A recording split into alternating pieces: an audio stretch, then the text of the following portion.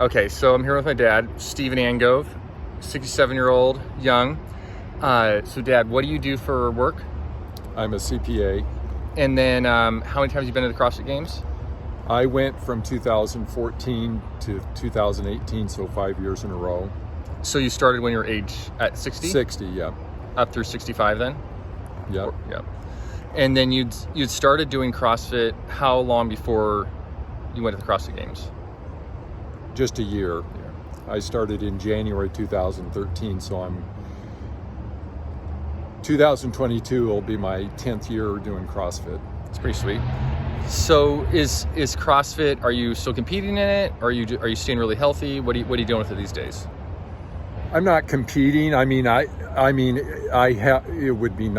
would like to compete in some ways, but then having your own business, having a big family, grandkids that are getting older, it just 5 years was I think kind of good enough. I mean, it was a great time, got a lot of good memories, but it is time consuming. So what would you say if you want to do well there? Yeah, and you like doing well when you do those kind of things. I like to do well. So how much are you training now compared to, say, like 2 years ago, the last time you went to the games? I was kind of leading up to the games, kind of doing morning and afternoon sessions and things like that. And I train now. I try to do something at least 5 to 6 days a week for sure. So I definitely do that, and probably spend more time doing it than I should, but I still, because I'm usually the last one that leaves the CrossFit gym when I do it. And then I'll do either once or twice a week, do something at home. I've got equipment at home too, but this time of the year during the winter, it's just too cold to be doing it there. So once the weather gets better, I might do a little bit more during tax season, later in March or 1st of April, kind of do more stuff at home just to save a little time because of tax season. But because like how many hours a day are you putting in for work, your actual occupation? Probably, right? this time of year, at least 12 hours. But you still are pretty consistent getting that workout in. Oh yeah.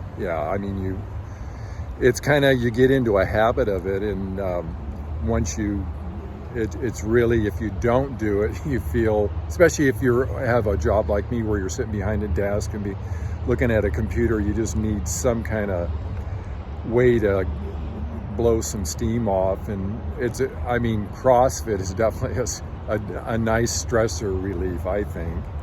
And you just feel so much better after doing it. And do you, so a lot of people talk about training faster, not training faster. Do you tend to eat before your workouts, not eat before workouts? Do you tend to work out in the morning, the evening? When do you work out? Yeah, I try not to eat before, because I just feel way better. If I feel more hungrier, I just feel way better then. But usually, like this time of year, I'll probably train at noon, go into CrossFit at noon. So work in the morning for a while, and then go to CrossFit class, and then go back to work and work into the evenings. Sometimes I'll work or go to an afternoon class, but in the summer I probably usually always go morning just because it's cooler and everything. But if I do say at noon, if I go to a noon class, I might eat, if I can get in a bowl of oatmeal before I work out, sometimes. But I really feel probably better if I haven't eaten anything and just drink some Elite Fuel before I work out, and I feel like I'm good to go. So better. You drink is it the Fuel you drink? I drink the Fuel, yeah. Okay. I mean, I never miss. So how many years do you think you've been doing that, pretty much for every workout?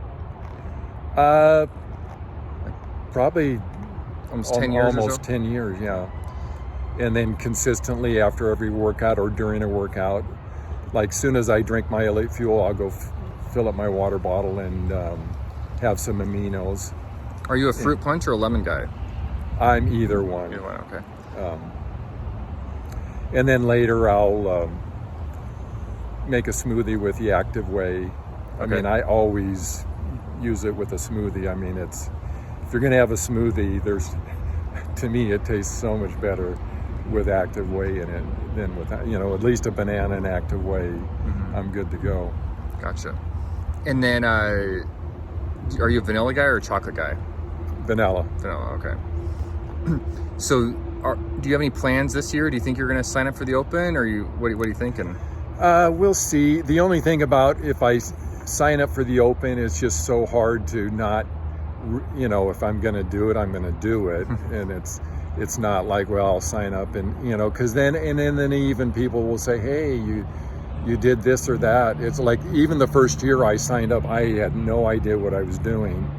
And someone said, hey, you're first in the state of Washington or whatever, and this and that. And so it's tough to stay off the leaderboard and not get involved in all of that. And then you, when the workouts, you're just thinking about it, trying to sleep at night, thinking about it and stuff like that. So, I mean, I've been through all of that for 5 years, and I don't know, we'll see. I think it's great they do it, and I'm anxious to see how other people do, but we'll see if. So you're saying it's hard to just participate in it? It's hard to participate and not say, hey, I'm going all in on it. So it's either all in or forget it. So yeah, it's not. I don't want to just, if I'm going to do it, I'm going to do it. Otherwise, forget it.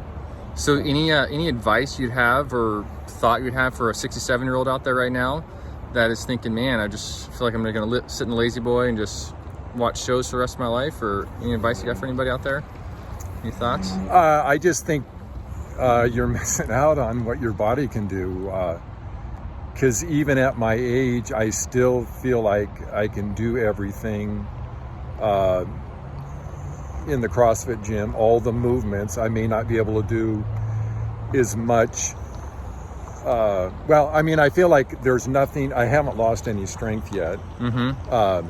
It's just, some things I haven't worked on for a while, so I'd have to get back to, if I want to do a certain weight and this and that. But I feel like the strength is still there, and that I want to keep the mobility there.